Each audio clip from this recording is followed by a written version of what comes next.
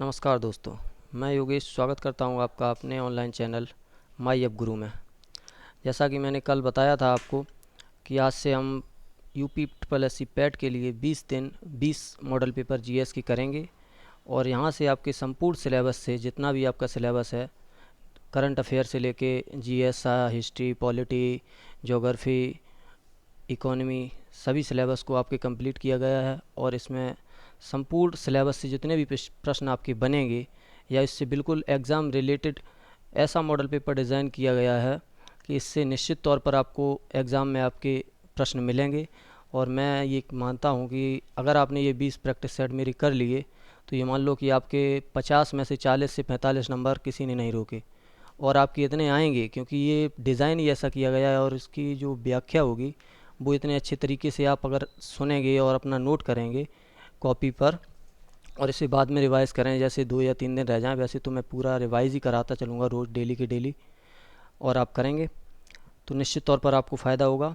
जैसा कि आज हम अपने पहले मॉडल पेपर के साथ आ रहे हैं और चलते हैं, आपका ज़्यादा समय न लेते हुए अपने पहले क्वेश्चन पे चलते हैं। यहाँ पे हमारा पहला क्वेश्चन हिस्ट्री से लिया गया है। इसमें जो भी प्रश्न डिज़ाइन किए गए हैं, पहले हिस्ट्री है, फिर ज्योग्राफी है, फिर पॉलिटी है, फिर इकोनॉमी, ऐसे बारी बारी से प्रश्न है, जैसा भी सिलेबस आगे आता जाएगा। इसलिए आप जो भी वीडियो है ये अंत तक देखें और अच्छे से रिवाइज़ करें, जिससे आपका संपूर्ण सिलेबस कवर हो सके। इसमें आपका पहला क्वेश्चन है कि हड़प्पा काल का इनमें से कौन सा नगर 3 भागों में विभाजित था। तो हड़प्पा काल का इनमें से कौन सा नगर 3 भागों में विभाजित था, आप सभी लोग आंसर करें। आगे मैं ये बता देता हूँ कि ये जो भी स्थल था जो 3 भागों में विभाजित था, ये गुजरात में स्थित था और गुजरात के कच्छ ज़िले में स्थित था। और ये है धौलावीरा, आपका यहाँ पे धौलावीरा जो गुजरात में हड़प्पा का कौन जो स्थल है जो 3 भागों में विभाजित था, वो आपका धौलावीरा है। अगले क्वेश्चन पे चलते हैं आपके। अगला क्वेश्चन है आपका कि वेदों के गद्य प्रकरण क्या कहलाते हैं। तो सबसे पहले तो मैं आपको बता दूं, वेदों के गद्य प्रकरण जो हैं, आप सभी लोग आंसर करिएगा, तब तक सोच के रखिए। उसके बारे में बता दूं कि जो वेद हैं आपके, वो 4 वेद हैं। सबसे वेद 4 हैं और 4 में आपका सबसे पुराना है ऋग्वेद। ऋग्वेद और सबसे बाद का जो वेद है वो आपका है अथर्ववेद। अथर्ववेद। और इसमें जो आपका एक वेद है जो गद्य और पद्य दोनों में लिखित है, वो आपका यजुर्वेद है। जो भी वेद है आगे इसका, तब तक आप सभी लोग क्वेश्चन का आंसर करिए। वेदों के गद्य प्रकरण क्या कहलाते हैं। तो ये आपके कहलाते हैं वेदों के गद्य प्रकरण ब्राह्मण। वेदों के गद्य प्रकरण को ब्राह्मण कहते हैं। अगले क्वेश्चन पर आपके चलते हैं। तो अगला क्वेश्चन है आपकी कि भगवान बुद्ध की 200 फीट ऊंची कांस्य प्रतिमा स्थापित करने का निर्णय लिया गया है। तो ये आपका करंट अफेयर का क्वेश्चन है। इसमें आपकी सभी करंट अफेयर भी समाहित की गई है, जितने भी आपके 10 नंबर की करंट अफेयर आती है तो उससे करंट अफेयर को भी इसमें लिया गया है। तो आप इस क्वेश्चन का आंसर कीजिए, भगवान बुद्ध की 200 फीट ऊंची कांस्य प्रतिमा कहाँ स्थापित करने का निर्णय लिया गया है। तो ये निर्णय लिया गया है कुशीनगर में। कुशीनगर में भगवान बुद्ध का महापरिनिर्वाण हुआ था। महापरिनिर्वाण, जहाँ भगवान बुद्ध की मृत्यु हुई थी, उस स्थल को महापरिनिर्वाण कहते हैं। तो वहीं पे महापरिनिर्वाण स्थल पर भगवान बुद्ध की 200 फीट ऊंची कांस्य प्रतिमा स्थापित करने का निर्णय लिया गया है। और यहीं से भगवान बुद्ध से क्वेश्चन आपको और याद रखना है कि इनके जो गृह त्याग है, गृह त्याग की घटना को कहते हैं महाभिनिष्क्रमण। महाभिनिष्क्रमण, ये भी बहुत एग्जाम में पूछा जाता है, आपके लिए इम्पोर्टेंट है कि इनके गृह त्याग की घटना को क्या कहते हैं, महाभिनिष्क्रमण। इस क्वेश्चन का आंसर हो जाएगा कुशीनगर। अगला क्वेश्चन है आपका कि मौर्य सम्राट अशोक के कुल कितने शिलालेख प्राप्त हुए हैं।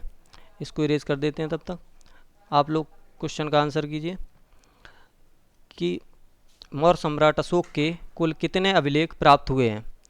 तो ये आपको तब तक मैं इसका आंसर बता देता हूँ कि ये जो 13वां शिलालेख है, इसमें कलिंग युद्ध का वर्णन है।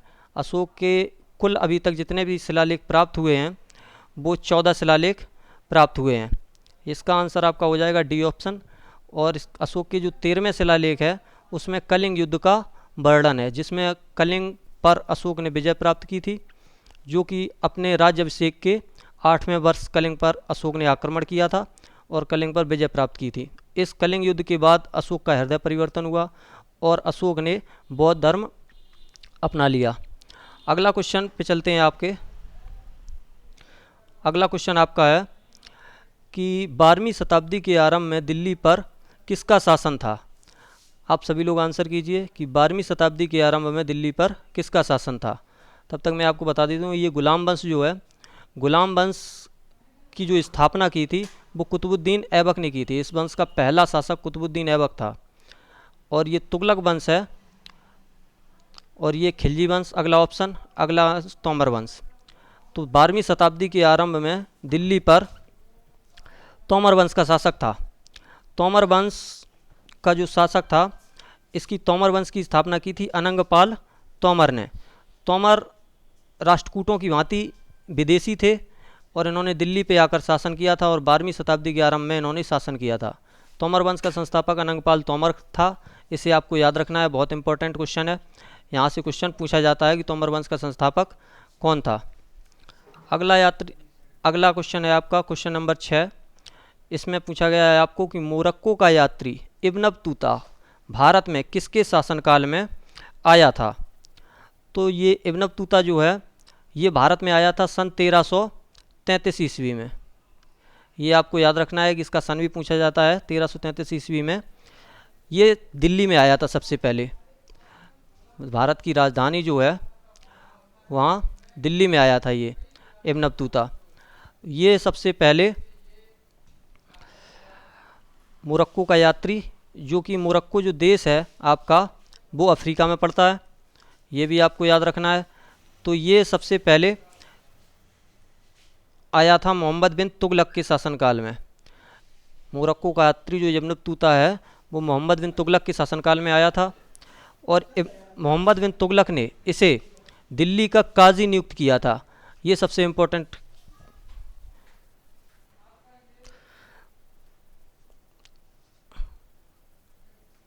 मोरक्को का जो यात्री था इब्न बतूता भारत में मोहम्मद बिन तुगलक के शासनकाल में आया था। इसे भी आप नोट कर लीजिए। कि फिर अगले क्वेश्चन पे चलते हैं, आपका ज़्यादा समय ना लेते हुए, क्योंकि आपका भी समय इम्पोर्टेंट है और आगे कुछ ही समय ये मान लो कि बचा है एग्ज़ाम में। ये समय का जितना सदुपयोग करेंगे उतना ही अच्छा है। इसी के साथ अब अगले क्वेश्चन पे चलते हैं। अगला क्वेश्चन आपका है कि अकबर के दरबार के प्रसिद्ध कवि कौन थे। तो अकबर के दरबार के प्रसिद्ध कवि पूछे गए हैं आपसे, आप बताएं। तब तक मैं अगला ये इसकी व्याख्या कर देता हूं। तब तक ये जो तुलसीदास हैं ये भी अकबर के ही समकालीन थे और ये जो तानसेन है ये अकबर के दरबार के प्रमुख संगीतज्ञ भी थे। तानसेन प्रमुख संगीतज्ञ थे। और यहाँ से आपका जो अकबर के दरबार के प्रसिद्ध कवि थे वो थे रहीम खान।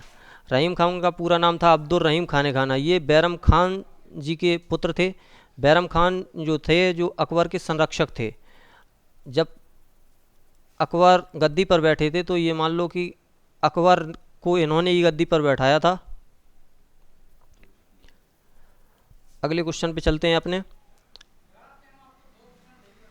इनमें से कौन सा अधिकारी शिवाजी के नागरिक प्रशासन में अष्टप्रधान के अंतर्गत नहीं था। शिवाजी के अष्टप्रधान के बारे में आपने सुना होगा कि शिवाजी के जो अष्टप्रधान थे इनमें जो भी अष्टप्रधान थे वो ये शिवाजी के जो शासन चलाने में काफ़ी मदद करते थे शिवाजी की। तो इनमें से आपका क्वेश्चन सही होगा यहाँ पे कोतवाल। शिवाजी के अष्टप्रधान में कोतवाल नहीं था। बाकी ये सभी पेशवा थे, मजमुआदार थे, सुमंत थे। इसमें जो पेशवा थे, पेशवा को कहते थे प्रधानमंत्री, मजमुआदार इसको कहते थे वित्त मंत्री और ये सुमंत जो हैं सुमंत को कहते थे विदेश मंत्री। कोतवाल इनके अष्टप्रधान के अंतर्गत नहीं आता था। आज थोड़ी दिक्कत है फ्रेंड, इसलिए ये टाइप नहीं हो पाई, इसलिए ऐसे ही पीडीएफ बना के कर रहा हूँ। जैसे लिखने में दिक्कत हो रही है उससे आप आज मैनेज कर लेना। कल से आपको टाइप किया हुआ बिल्कुल पीडीएफ पीपीटी मिलेगी। आज वो टाइपिस्ट महोदय नहीं आ पाए, इसलिए आज के लिए मैनेज कर लीजिए। कल से आपको बढ़िया टाइप मिलेगी, उस पर आपको लिखने में भी मुझे दिक्कत नहीं होगी और आपको भी नहीं होगी। अगले क्वेश्चन पे चलते हैं। अगला क्वेश्चन है 9वां। आपका क्वेश्चन है कि महात्मा गांधी कांग्रेस के अध्यक्ष किस वर्ष बने थे। महात्मा गांधी जो कांग्रेस के अध्यक्ष बने थे ये सन 1924 में बने थे। महात्मा गांधी ने एकमात्र कांग्रेस के अधिवेशन की अध्यक्षता की थी जो कि 1924 में थी। कांग्रेस की बात करें तो कांग्रेस की स्थापना 1885 में हुई थी, जो कि एक रिटायर अंग्रेज आईसीएस अधिकारी ए.ओ. ह्यूम ने की थी। और कांग्रेस का नाम उस समय कांग्रेस नहीं था, कांग्रेस का नाम जो था वो दादा भाई नौरोजी ने कांग्रेस दिया। यहाँ से आप याद रखेंगे 1924 में महात्मा गांधी ने एकमात्र अधिवेशन की अध्यक्षता की। अगला क्वेश्चन आपका है कि 1916 में लखनऊ समझौता किस किस के बीच हुआ था। 1916 में जो लखनऊ समझौता हुआ था इसका आंसर करिए आप। इसके लिए मैं आपको बता देता हूँ कि जो लखनऊ समझौता हुआ था इसके जो अध्यक्ष थे वो थे अंबिका चरण मजूमदार। अंबिका चरण मजूमदार जी की अध्यक्षता में कांग्रेस के नरम दल और गरम दल का इसमें विलय कर दिया गया था। जो कांग्रेस की जो 1907 में फूट हुई थी, कांग्रेस के दोनों दल नरम दल और गरम दल में कांग्रेस बट गई थी सन 1907 में। उसके बाद 1916 में इन दोनों का विलय कर दिया गया था और ये जो समझौता हुआ था ये मुस्लिम लीग के साथ हुआ था। ये क्वेश्चन इतना इम्पोर्टेंट है, आप इम्पोर्टेंट करके मार्क करके चलिए, क्योंकि ये 2-3 एग्ज़ाम में अभी अभी पूछा जा चुका है कि यूपीएसआई में भी पूछा गया था और एक एग्ज़ाम और में पूछा गया था, वो मुझे याद नहीं आ रहा, लेकिन ये बहुत इम्पोर्टेंट है क्वेश्चन। अगले क्वेश्चन पे चलते हैं। अगला क्वेश्चन आपका है कि निम्नलिखित में से किसने बंगाल विभाजन के विरोध में बंगाल विभाजन के विरोध में आंदोलन का नेतृत्व किया था। इसका आंसर कीजिए आपका कि बंगाल विभाजन के विरोध में किसने आंदोलन के जो स्वदेशी आंदोलन हुआ था उसका नेतृत्व किसने किया था। हाँ सॉरी, याद आ गया वो, ये जो लखनऊ समझौता है ये यूपीएसआई के अलावा ये यूपी टेट जो अभी हुआ था उसमें भी ये पूछा गया था। बहुत से लड़कों ने गलत करके आए थे, वहाँ पे नरम दल गरम दल मार रहे थे, उन्हें जानकारी नहीं थी इस बात की कि क्या हुआ था। इसमें नरम दल और गरम दल का विलय हुआ था और जो मुस्लिम लीग और कांग्रेस का है वो समझौता हुआ था। अगला क्वेश्चन है कि बंगाल विभाजन के विरोध में आंदोलन का नेतृत्व किसने किया था। तो ये किया था सुरेंद्रनाथ बनर्जी ने। बंगाल विभाजन के विरोध में आंदोलन का नेतृत्व सुरेंद्रनाथ बनर्जी ने किया था। ये जो आंदोलन हुआ था ये बंगाल विभाजन के विरोध में हुआ था। बंगाल विभाजन सन 1905 में लॉर्ड कर्जन ने किया था। ये आप याद रखना कि बंगाल विभाजन किसने किया था। बंगाल विभाजन जो लागू करने की डेट थी वो थी 19 जुलाई 1905। ये भी आप याद रखना। आज लिखने में थोड़ी दिक्कत है क्योंकि आज पीपीटी नहीं बनी है, इस पर यहाँ पे कई जगह भी नहीं मिलती लिखने के लिए। कल से आपको ये दिक्कत नहीं होगी, इसलिए आज मैनेज कर लें।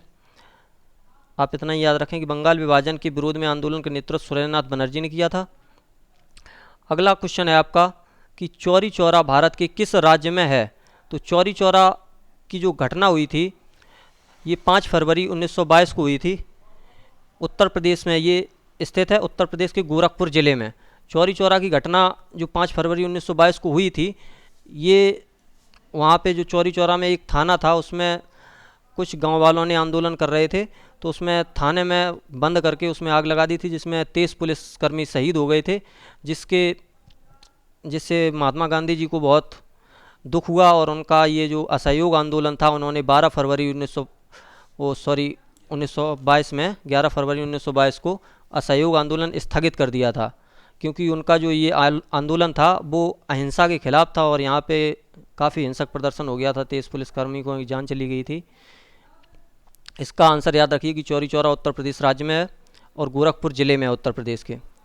अगला क्वेश्चन आपका है कि हाल ही में महात्मा गांधी के नाम पर महात्मा गांधी ग्रीन ट्रायंगल का अनावरण किस देश में किया गया है।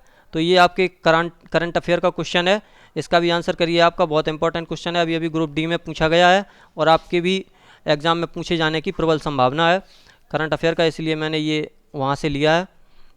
इंपॉर्टेंट क्वेश्चन है क्योंकि ये दूसरे देश में हुआ है, इसलिए एक महात्मा गांधी के नाम पर, वैसे तो महात्मा गांधी का नाम कहीं लिया नहीं जाता भारत के अलावा। तो ये आपका हुआ है मेडागास्कर में।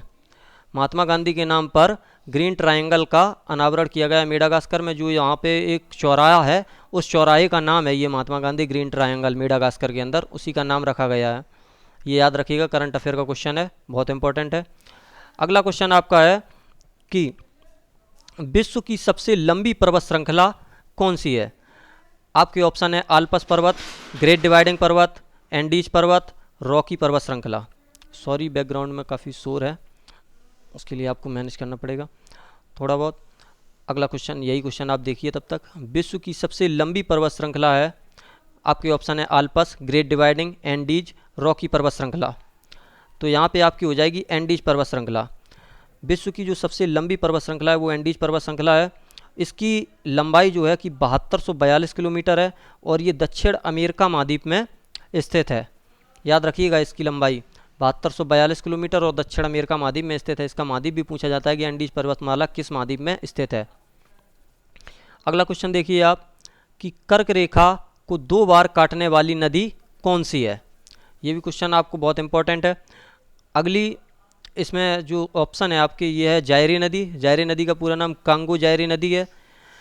और बी ऑप्शन है आपका लिम्पोपो नदी, सी ऑप्शन है मेकांग नदी, डी ऑप्शन है माही नदी।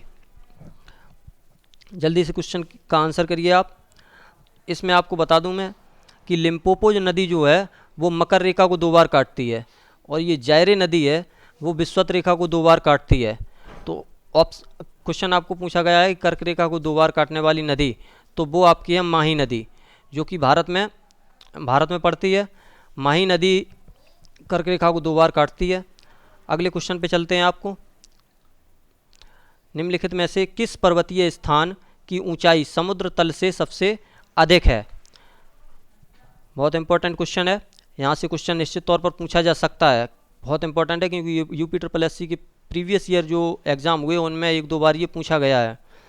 निम्नलिखित में से किस पर्वत स्थान की ऊंचाई समुद्र तल से सबसे अधिक है। ऑप्शन है आपकी दार्जिलिंग, बी ऑप्शन है शिमला, सी है ऊटी, डी है डलहौजी।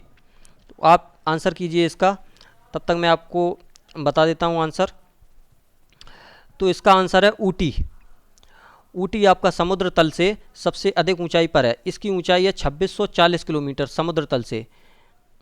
दूसरे स्थान पर आपका है शिमला, जिसकी ऊंचाई है 2276 किलोमीटर। ये भी आप याद रखिए कि इसकी ऊंचाई तो याद रखने की ज़रूरत नहीं है ज़्यादा, जैसे इंपॉर्टेंट यही है कि ऊटी सबसे ऊंचा है, दूसरे स्थान पर शिमला आता है। आपकी जो इसमें व्याख्या होगी, जो भी मैं व्याख्या बताऊंगा ये सबसे इम्पोर्टेंट है। ये मान लो क्वेश्चन तो इम्पोर्टेंट सेट बना ही गया है, जो आपसे व्याख्या से भी क्वेश्चन पूछे जा सकते हैं, तो आप व्याख्या ध्यान से सुनिएगा और उसे नोट करते जाइएगा। अगले क्वेश्चन पे चलते हैं हम अपने। अगला क्वेश्चन है आपका, हाल ही में किस राज्य में भारत की पहली डिजिटल लोक अदालत की शुरुआत की गई। तो आपका ए ऑप्शन है महाराष्ट्र, बी ऑप्शन है गोवा, सी ऑप्शन है पंजाब, डी ऑप्शन है राजस्थान। आंसर कीजिएगा आप सभी लोग कि भारत की पहली डिजिटल लोक अदालत की शुरुआत किस राज्य में की गई। ये भी करंट अफेयर का क्वेश्चन है और ये इंपॉर्टेंट इसलिए भी बन जाता है कि ये भारत की पहली डिजिटल लोक अदालत है, जो कि किसी भी राज्य में पहली है पूरे भारत के अंदर। तो ये खोली गई है, इसका आंसर होगा डी ऑप्शन राजस्थान में।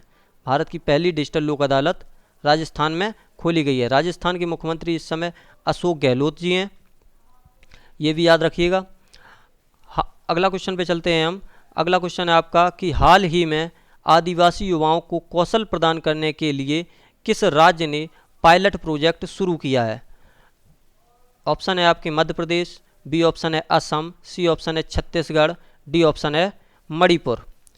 आप सभी इसका आंसर कीजिएगा। ये भी इम्पोर्टेंट है क्योंकि अभी आपका प्रीवियस में यूपी लेखपाल का जो पेपर हुआ है तो उसमें एक पोर्शन आता है ग्रामीण परिवेश का।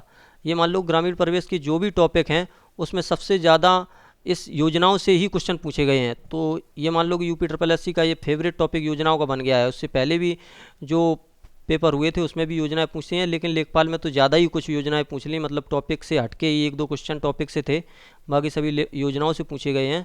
तो इस समय ट्रेंडिंग में है योजनाएँ सरकार की, तो ये आप याद रखना। और ये करंट अफेयर से भी जुड़ा हुआ क्वेश्चन है, तो आपके एग्ज़ाम में आने की प्रबल संभावना है। इसका क्वेश्चन याद रखिए, इसका आंसर है मध्य प्रदेश। हाल ही में आदिवासी युवाओं को कौशल प्रदान करने के लिए मध्य प्रदेश सरकार ने पायलट प्रोजेक्ट शुरू किया है, याद रखिएगा आप सभी लोग।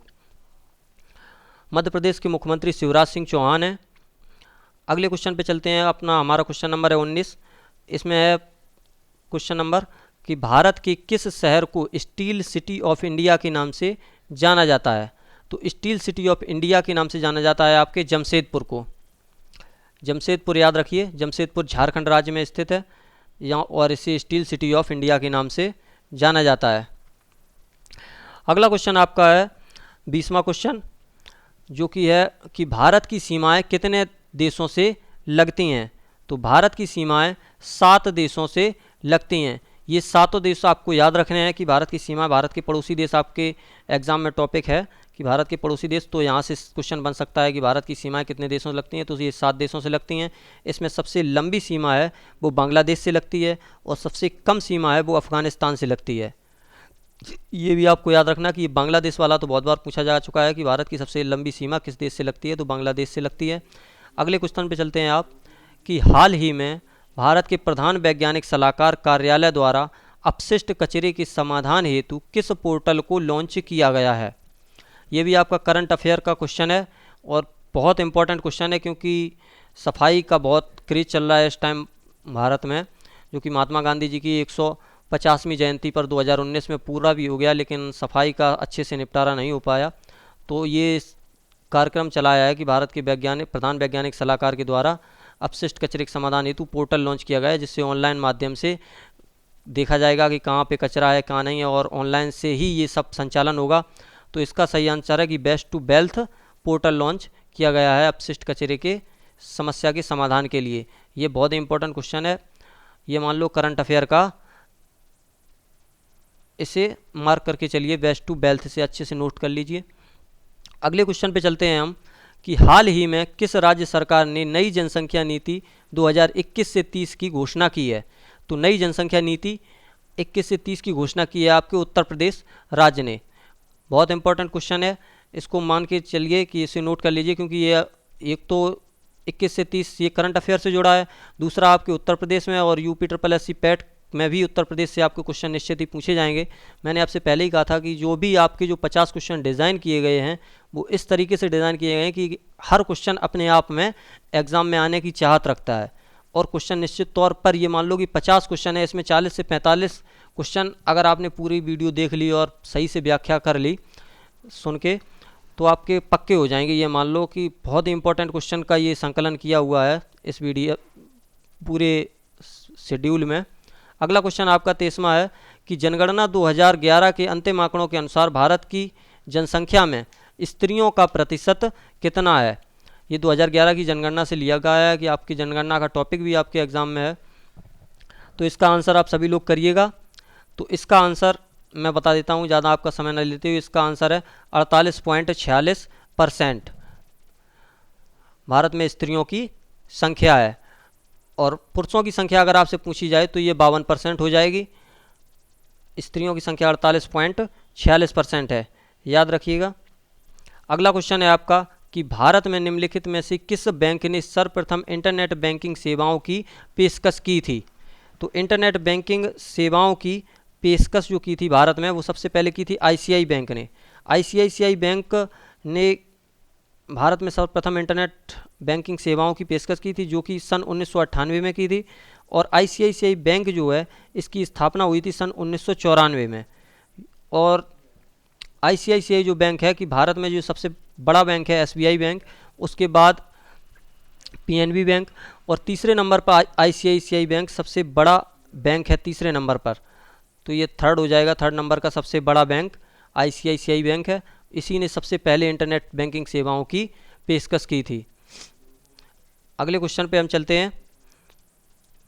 अगला क्वेश्चन आपका 25वां है, जो कि है भारत के विनिवेश आयोग के प्रथम अध्यक्ष कौन थे? विनिवेश आयोग, इसके प्रथम अध्यक्ष कौन थे? सबसे पहले तो आपको याद रखना होगा विनिवेश आयोग आया कब था?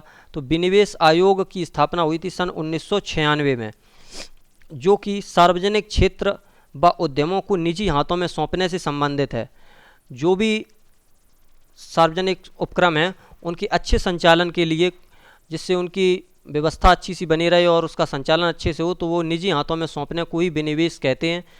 इसकी शुरुआत सबसे पहले हो गई थी, ये मान लो 1991-92 में, जब वित्त मंत्री मनमोहन सिंह थे, तो वही LPG का मॉडल लेके आए थे। LPG मतलब liberalisation LP4 privatisation, G4 globalisation. तो तीनों मॉडल के आधार पर ही भारत में विनिवेश आयोग की स्थापना सन 1996 में हुई थी, जिसके प्रथम अध्यक्ष थे GV रामकृष्णा। GV रामकृष्णा बहुत ही इंपॉर्टेंट हैं, ये क्वेश्चन आप देख कर चलिएगा। अगला क्वेश्चन है आपका 26वां क्वेश्चन, यह है कि हाल ही में नाइटहुड ऑफ पार्ट गुल्फा से सम्मानित होने वाले पहले भारतीय कौन बने हैं। ये पहले भारतीय हैं इसलिए इम्पोर्टेंट हो जाते हैं।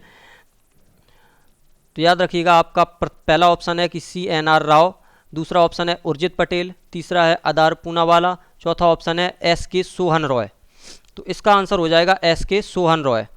ये हैं नाइटहुड ऑफ पार्ट गुल्फा से सम्मानित होने वाले पहले भारतीय SK सोहन रॉय, याद रखिएगा।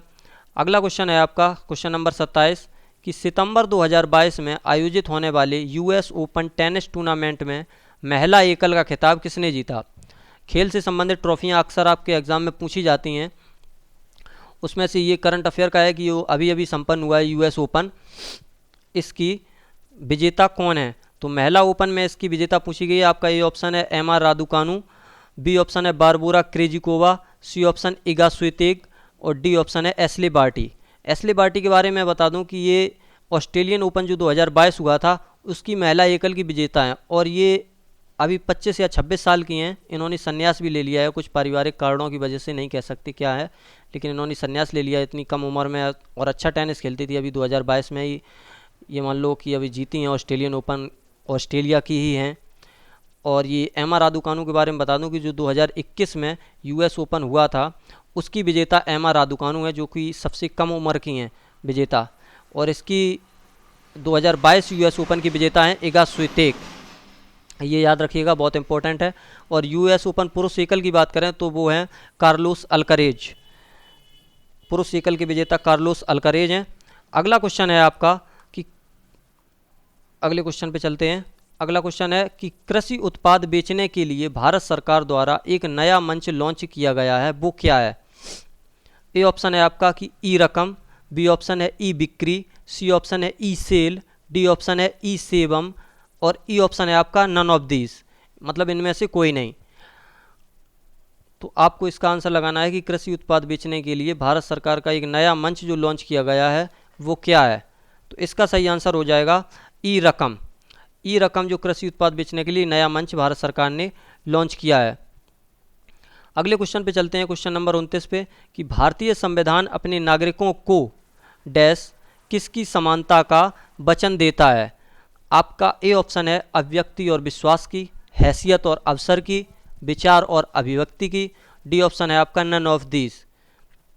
इसका आंसर करिएगा आपका, तो इसका आंसर हो जाएगा आपका हैसियत और अवसर की। हैसियत में यहाँ पे प्रतिष्ठा होता है, मतलब संविधान हमारा है जो प्रतिष्ठा और अवसर की समानता देता है। बाकी विश्वास, अभिव्यक्ति और विश्वास की ये स्वतंत्रता है, विचार और अभिव्यक्ति की भी ये स्वतंत्रता है जो कि आर्टिकल 19 में है, याद रखिएगा ये। अगले क्वेश्चन पे हम चलते हैं, हमारा क्वेश्चन नंबर है 30। क्वेश्चन नंबर 30 है कि भारतीय संविधान का कौन सा अनुच्छेद मानव के क्रय विक्रय तथा जबरदस्ती मजदूरी कराने पर प्रतिबंध लगाता है। इसका आंसर करिए आप। आपका ऑप्शन है 21वां, बी ऑप्शन है 23वां, सी ऑप्शन है 24वां, डी ऑप्शन है 32वां। इसका क्या आंसर होगा, जल्दी से बताएं आप सभी लोग कि कौन सा अनुच्छेद मानव के क्रय विक्रय और ज़बरदस्ती मजदूरी पर प्रतिबंध लगाता है। तो इसका आंसर हो जाएगा आपका 23वां जो अनुच्छेद है, अनुच्छेद 23, ये मानव के क्रय विक्रय और ज़बरदस्ती मजदूरी पर प्रतिबंध लगाता है। और ये 24वां अनुच्छेद है, ये है कि 6 से 14 मतलब या 14 से कम उम्र के जो भी बच्चे हैं वो खान खदान या भारी उद्योगों में काम करने पर प्रतिबंध लगाता है, जिससे बच्चों का बचपन खराब ना हो। अगले क्वेश्चन पे हम चलते हैं अपने। अगला क्वेश्चन है हमारा 31वां कि अगस्त 2022 में चुनी गई राष्ट्रपति द्रौपदी मुर्मू कौन से नंबर की राष्ट्रपति हैं।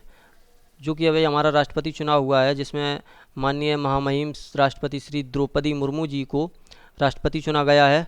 तो ये भारत की कौन से नंबर की राष्ट्रपति हैं, तो ये हैं आपके 15वें नंबर की राष्ट्रपति। अगर यहीं पे आपसे क्वेश्चन पूछा जाए कि उपराष्ट्रपति कितने नंबर के हैं, तो वो हैं उपराष्ट्रपति 14वें नंबर के, और उपराष्ट्रपति जो चुने गए हैं वो हैं माननीय जगदीप धनखड़ जी। अगले क्वेश्चन पे हम चलते हैं अपने कि नासा ने वर्ष 2022-23 तक चंद्रमा पर पहला मोबाइल रोबोट भेजने की घोषणा की है। इस मिशन का क्या नाम है?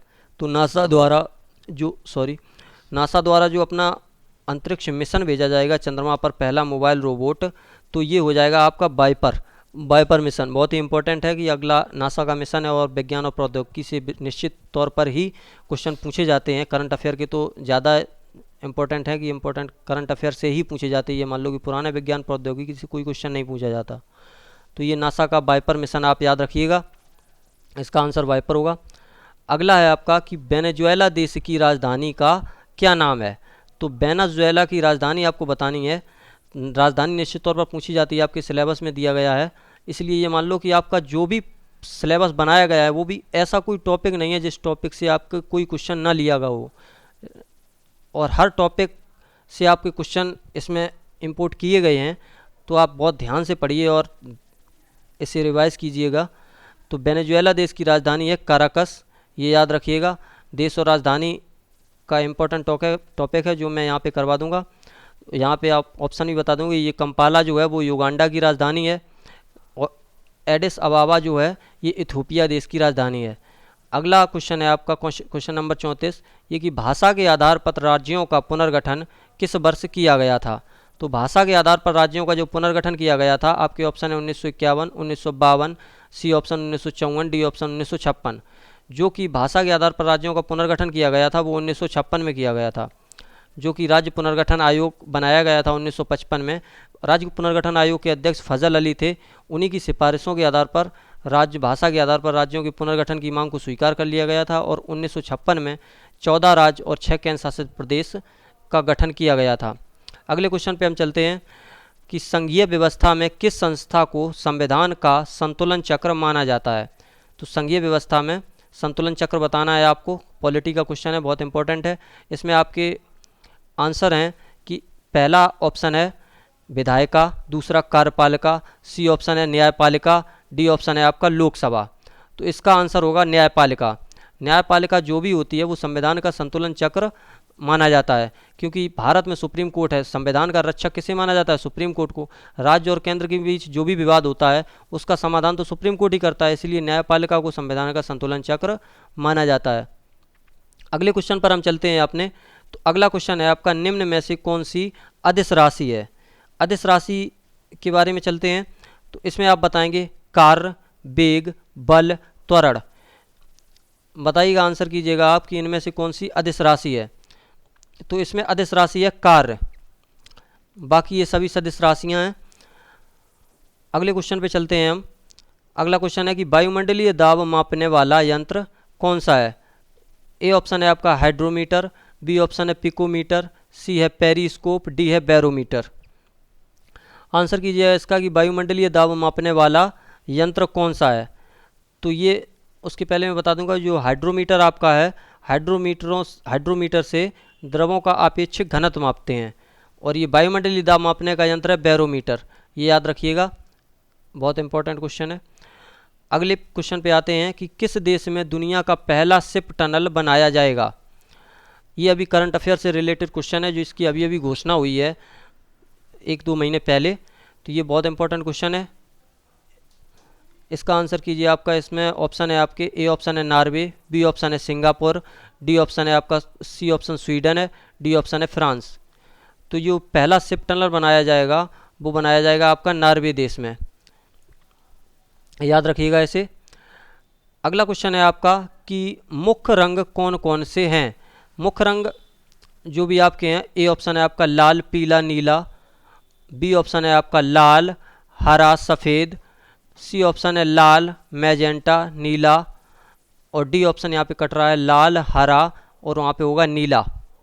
यही आपका सही आंसर हो जाएगा कि जो आपके मुख्य रंग हैं, जो जिन्हें प्राथमिक रंग भी कहते हैं, तो ये हैं लाल, हरा, नीला। इन्हें कहते हैं RBG, रेड, ब्लू, ग्रीन। याद रखिएगा, बहुत इंपॉर्टेंट है। अगले क्वेश्चन पे चलते हैं आपके क्वेश्चन नंबर 40, जो कि यह कि दो विभिन्न प्रकार के पदार्थों के कणों को स्वतः ही आपस में मिश्रित करने की प्रक्रिया को क्या कहते हैं? इसका आंसर कीजिएगा। इसके ए ऑप्शन है आपका कि ऑस्मोसिस, बी ऑप्शन है डिफ्यूजन, सी ऑप्शन है रिवर्स ऑस्मोसिस, डी ऑप्शन है आपका फ्यूज़न। तो इस प्रक्रिया को कहते हैं डिफ्यूज़न। डिफ्यूज़न को विसरण भी कहते हैं, विसरण, याद रखिएगा, इम्पोर्टेंट है, फिजिक्स से लिया हुआ क्वेश्चन है, सॉरी केमिस्ट्री से, कि दो विभिन्न प्रकार के पदार्थों के कणों को स्वतः ही आपस में मिश्रित करने की प्रक्रिया डिफ्यूज़न कहलाती है, जिसे विसरण कहते हैं। डिफ्यूज़न की जगह आपको क्वेश्चन में विसरण भी दे सकता है, इसलिए याद रखिएगा दोनों ऑप्शन। अगला क्वेश्चन पे चलते हैं, क्वेश्चन नंबर 41। ये है आपका कि मानव शरीर में सबसे बड़ी अस्थि क्या है? ए ऑप्शन है आपका टीबिया, बी ऑप्शन है उर्विका, सी ऑप्शन है स्कंधास्थि, डी ऑप्शन है आपका फेवुला। ये क्वेश्चन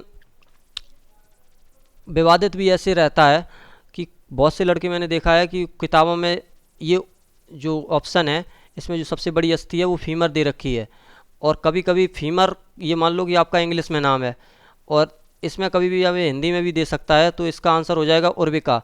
फीमर को ही हिंदी में उर्विका कहते हैं, याद रखिएगा इसे। अगले क्वेश्चन पे हम चलते हैं कि हाल ही में भारत के 75वें शतरंज ग्रैंड मास्टर कौन बने हैं?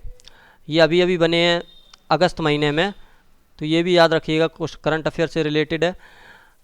ए ऑप्शन है आपका हर्षित राजा, बी ऑप्शन है बी प्रणव, सी ऑप्शन है राहुल श्रीवास्तव, डी ऑप्शन है भरत सुब्रमण्यम। तो भारत के जो 75वें शतरंज ग्रैंड मास्टर बने हैं वो बने हैं बी प्रणव, जो कि तमिलनाडु के चेन्नई के रहने वाले हैं। बी प्रणव भारत के 75वें ग्रैंड मास्टर बने हैं। अगले क्वेश्चन पे चलते हैं हम आपका, कि अगला क्वेश्चन है विश्व का विशालतम न्यायिक प्राधिकरण कौन सा है? ए ऑप्शन है आपका अंतर्राष्ट्रीय न्यायिक अदालत, बी ऑप्शन है UNCLOM सामुद्रिक, सी ऑप्शन है आपका इलाहाबाद उच्च न्यायालय, डी ऑप्शन है आपका सीनेट। इसमें आपको मैं बता दूं कि जो अंतर्राष्ट्रीय न्यायालय है इसमें 15 जज होते हैं और प्रत्येक जज का कार्यकाल 9 वर्ष का होता है। अंतर्राष्ट्रीय न्यायालय में 15 जज होते हैं और प्रत्येक जज का कार्यकाल 9 वर्ष का होता है। यहाँ पे विश्व का विशालतम न्यायिक प्राधिकरण होगा आपका Allahabad high court. Allahabad high court में इस समय 166 जज हैं, 166 जज इलाहाबाद उच्च न्यायालय में है, याद रखिएगा। अगले क्वेश्चन पे चलते हैं, इनमें से कौन सा दर्रा लद्दाख में स्थित है? तो लद्दाख में स्थित दर्रा आपको बताना है कौन सा है। तो लद्दाख में स्थित दर्रा है, इसमें आपका ये ऑप्शन है जोजिला दर्रा, बी ऑप्शन है रोहतांग दर्रा, सी ऑप्शन है सिपकिला दर्रा, डी ऑप्शन है बॉम्बडेला दर्रा, ई ऑप्शन है आपका इनमें से कोई नहीं। तो लद्दाख में जब से जम्मू कश्मीर और लद्दाख का पुनर्गठन हुआ है सन 2019 में, तब से कुछ दर्रे लद्दाख में पहुंच गए हैं, कुछ जम्मू कश्मीर में पहुंच गए। पहले हम सारे दर्रे जो भी थे वो जम्मू कश्मीर में ही पड़ते थे, लेकिन अब वहां से क्वेश्चन इसलिए भी बन सकता है कि दोनों राज्यों के अलग होने के बाद दोनों केंद्र शासित प्रदेश बने हैं, तब से लद्दाख के अलग और जम्मू कश्मीर के अलग, तो इससे आपका क्वेश्चन पूछने जाने की अच्छी संभावना है। तो इसमें लद्दाख में स्थित दर्रा हो जाएगा जोजिला दर्रा। ये रोहतांग दर्रा और सिपकिला दर्रा जो है ये आपका हो जाएगा हिमाचल प्रदेश में, और बॉम्बडेला दर्रा हो जाएगा ये आपका अरुणाचल प्रदेश में। इसको भी याद रखिएगा, चारों इंपॉर्टेंट हैं। अगला क्वेश्चन है आपका 45वें नंबर का, कि कोरबा कोयला क्षेत्र भारत के किस राज्य में स्थित है? तो कोरबा कोयला क्षेत्र भारत के किस राज्य में स्थित है? ए ऑप्शन है आपका झारखंड, बी उड़ीसा, सी छत्तीसगढ़, डी पश्चिम बंगाल। आंसर करना है आपको, इसका आंसर हो जाएगा सी छत्तीसगढ़। कोरबा जो कोयला क्षेत्र है वो आपका छत्तीसगढ़ राज्य में स्थित है। अगले क्वेश्चन पे चलते हैं कि फैमिली कोर्ट बिल लोकसभा में कब पारित हुआ? तो फैमिली कोर्ट बिल है जो लोकसभा में पारित हुआ है, ए ऑप्शन है आपका जुलाई 2022, बी ऑप्शन है अगस्त 2022, सी ऑप्शन है सितंबर 2022, डी ऑप्शन है मई 2022। जो ये फैमिली कोर्ट बिल है जो ये जुलाई 2022 में लोकसभा से पारित हुआ है, जो अभी अभी के करंट अफेयर का है। आ सकता है यहाँ से क्वेश्चन, क्योंकि आपका पेपर अक्टूबर में और ये जुलाई का करंट अफेयर है, इसलिए पिछले 6 महीने का करंट ये मान लो आप याद करके चलो, जो आपके पेपर में आने की संभावना है। अगला क्वेश्चन है आपका कि वन स्थिति रिपोर्ट 2021 के अनुसार भारत के कुल कितने क्षेत्रफल पर वन है? तो वन स्थिति रिपोर्ट जो कि दिसंबर 2021 में प्रकाशित हुई, उसके हिसाब से आपको वन बताने हैं। ए ऑप्शन है आपका 24.56%, बी ऑप्शन है 21.71%, सी ऑप्शन है 20.98%, डी ऑप्शन है 22.66%। इसका आपका आंसर हो जाएगा 21.71%। वन स्थिति रिपोर्ट के अनुसार भारत में कुल वन क्षेत्र अगर पूछे तो 21.71% है। यहाँ पे आपको एक चीज़ और याद रखना है कि अगर यहाँ पे वन प्लस वृक्ष पूछे, वन प्लस वृक्ष, वृक्षावरण भी पूछे, तो आपका हो जाएगा 24.62%। ये दोनों याद रखना, क्योंकि अगर खाली वन दे तो 21.71%, अगर दोनों पूछे कि वृक्षावरण व प्लस वनावरण कितना है तो ये 24.62% है। अगला क्वेश्चन आपका है कि K2 शिखर पर पहुंचने वाली दुनिया की सबसे युवा पर्वतारोही कौन है। ए ऑप्शन है आपका कदप्पल ऋत्विका, बी ऑप्शन है सहरोज काशिफ, सी ऑप्शन है काम्या जैन, डी ऑप्शन है शिवांगी पाठक। आंसर करना है आपको। ये इंपॉर्टेंट क्वेश्चन है क्योंकि अभी आपके यूपी लेखपाल के एग्ज़ाम में ऐसा ही क्वेश्चन पूछा गया था, वो दूसरा था। उसमें पूछा गया था कि माउंट एवरेस्ट के बेस कैंप पर चढ़ाई करने वाली सबसे युवा पर्वतारोही कौन है, तो उसमें आपका था रिदम ममानिया, जो कि महाराष्ट्र की हैं। इसमें आपको पूछा है K2 शिखर पर पहुंचने वाली। K2 शिखर की बात करें तो K2 शिखर की ऊंचाई 8,611 मीटर है और माउंट एवरेस्ट की बात करें तो 8,848 मीटर है। इसका आंसर हो जाएगा सहरोज काशिफ। K2 शिखर पर पहुंचने वाली दुनिया की सबसे युवा पर्वतारोही हैं सहरोज काशिफ। अगले क्वेश्चन पे चलते हैं कि मुक्त भारत समाज की स्थापना किसने की। मुक्त भारत समाज की स्थापना किसने की। आपके ऑप्शन है GK गोखले, जिनका पूरा नाम है गोपाल कृष्ण गोखले, बी ऑप्शन है राजगोपालाचारी, सी ऑप्शन है CR दास, डी ऑप्शन है BD सावरकर या वीर सावरकर भी कहते हैं इन्हें। इसका आंसर करना है आपको। मुक्त भारत समाज की स्थापना किसने की, वो की है वीर सावरकर ने, जिसे इंग्लिश में कहते हैं फ्री इंडिया सोसाइटी। आपसे मुक्त भारत समाज की जगह फ्री इंडिया सोसाइटी भी लिख के आ सकता है, इसलिए याद रखिएगा। दोनों टाइप से कहीं से भी क्वेश्चन पूछे आपको आंसर करना है कि BD सावरकर। अगला क्वेश्चन है आपका जो कि अंतिम क्वेश्चन है इस प्रैक्टिस सेट का, वो है कि श्रीशैलम बांध किस नदी पर बनाया गया है। तो ए ऑप्शन है आपका Kaveri, B option Godavari, C option है पेन्नार, डी ऑप्शन है कृष्णा नदी। तो श्रीशैलम बांध जो है आपका आंध्र प्रदेश राज्य में पड़ता है। आंध्र प्रदेश राज्य में ये कृष्णा नदी पर बनाया गया है। बहुत ही इम्पोर्टेंट है, ये आंध्र प्रदेश में है। कृष्णा नदी पर श्रीशैलम बांध बनाया गया है। तो ये आपके थे 50 क्वेश्चन जो कि अच्छी तरीके से कंप्लीट हुए और मैंने ये कंप्लीट कराए। इसकी जो भी क्वेश्चन है ये आप अपनी कॉपी पर नोट कीजिए और इन्हें बार बार रिवाइज़ कीजिए। ये हमारा पहला प्रैक्टिस सेट था और ऐसे ही आपके एग्ज़ाम तक 15 और 16 अक्टूबर को आपका एग्ज़ाम है और 14 अक्टूबर तक आपको निश्चित तौर पर ऐसे ही प्रैक्टिस सेट मिलते रहेंगे, जो कि प्रत्येक प्रैक्टिस सेट में 50 क्वेश्चन होंगे। 50 के हिसाब से आप जोड़ लीजिएगा कि 20 हैं, लगभग 1000 क्वेश्चन आपके बनते हैं, जिससे आपके संपूर्ण सिलेबस को कवर किया जाएगा विद करंट अफेयर के, जो आपको पूरा रिवाइज कराएंगे, अच्छे से पढ़ाएंगे। ये आपका इतना इम्पोर्टेंट है, ये मान लो कि ये पूरे प्रैक्टिस सेट अगर आपने कर लिए तो आपके अच्छे नंबर आने की पूरी संभावना है। 40 से 45 नंबर आप GK के पोर्शन में कर पाएंगे। इसी के साथ आपका ज़्यादा समय ना लेते हुए अगली वीडियो अब कल मिलेगी आपको, जो कि अगला GS का प्रैक्टिस सेट नंबर 2 होगा।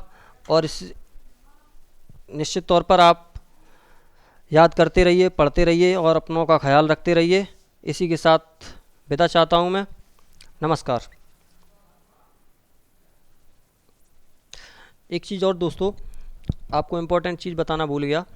ये जो आपकी PDF है ये आपको डिस्क्रिप्शन में लिंक मिल जाएगा, यहाँ से आप डाउनलोड कर सकते हैं। नहीं तो हमारे टेलीग्राम चैनल पे भी जाके आप PDF ले सकते हैं।